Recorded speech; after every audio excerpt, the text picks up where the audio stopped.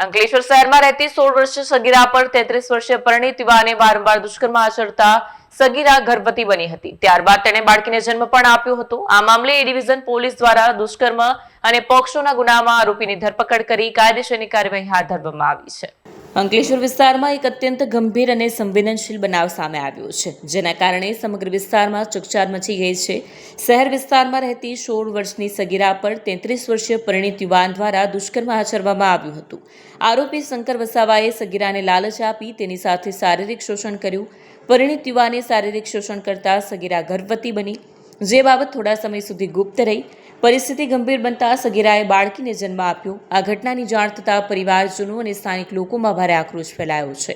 બાદમાં આ મામલો પોલીસ સુધી પહોંચતા તાત્કાલિક કાર્યવાહી હાથ ધરવામાં આવી. પોલીસે સગીરાની ફરિયાદના આધારે આરોપી સામે પોક્સો અધિનિયમ તેમજ ભારતીય દંડ સંહિતા હેઠળ દુષ્કર્મ સંબંધિત કલમો મુજબ ગુનો નોંધ્યો છે. પોલીસ દ્વારા ઝડપી તપાસ હાથ ધરતા આરોપી શંકર વસાવાને પકડી પાડવામાં આવ્યો છે અને હાલ તેની પૂછપરછ ચાલી રહી છે.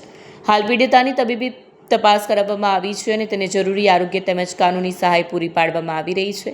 સાથે સાથે બાળકીની પણ તબીબી દેખરેખ રાખવામાં આવી રહી છે. કેસની ગંભીરતા ધ્યાનમાં રાખીને પોલીસ દ્વારા તમામ પુરાવાઓ એકત્ર કરવાની પ્રક્રિયા ઝડપથી આગળ વધારવામાં આવી રહી છે. વિડીયો જર્નાલિસ્ટ ઇમ્તિયાઝ પઠાણ સાથે સત્યા ટીવી ન્યૂઝ, અંકલેશ્વર.